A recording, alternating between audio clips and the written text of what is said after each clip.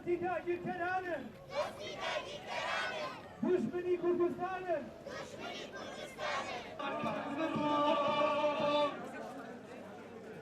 بڕۆخێدس شەریکێدس شەریکێدس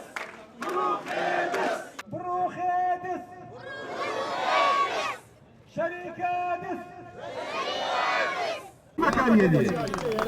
والله بۆ دایما فی خەماتمەتە ئێرە بۆ دایما فی گەلەکەم ئەم هەموو نەوتە ئەم هەموو سنوورانەمانەیە ئەم هەموو داهاتی نەوتووە داهاتی سەر سنوورەکانمانەیە بە 2 مانگ 3 مانگ جارێک چارەکەم موچەیەک وەرەگرین بێ لێ بڕینەوە ئێمەش هەموو هاتوونەتە سەر یان حکومەت دەبێت دەست لە کار بکەشێتەوە یانە بە حەق و مافی خۆمان بێتە سەر شەقام و داوای مافی خۆی بکە ئەمە ڕۆژێکە مەسیری هەمومانی لەسەر بەندە هیوادارم هەموو کەس بەردەوامێت لە خۆپیشاندان و ئەتا ئەم حکوومەتە ئینشاڵڵا ئاگۆڕێت و سەرجەم ئاوات و ئامانجەکانمانێتە دی وەڵای وەکو مامۆسایەکی ئەوەی دانەمەزرا و بەشداریمان لەم ئەمە بۆ دووەم جارە بەشداری لە خۆپیشاندانەکەم هیوادارم هەموو مامۆسا و فەرمانبەر و کاسبکار بەردەوام بەشداری بکەن لەم خۆپیشاندانەیە بە یەکۆ هەمومان بە یەک دەنگ چونکە ئەوە بە کۆمەڵێکی کەم نابێت.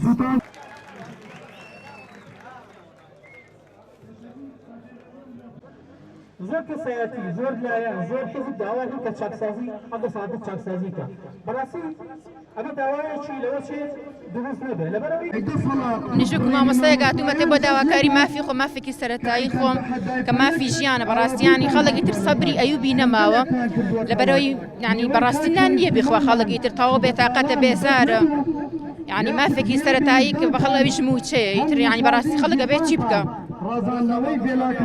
مامۆستان بەڵێ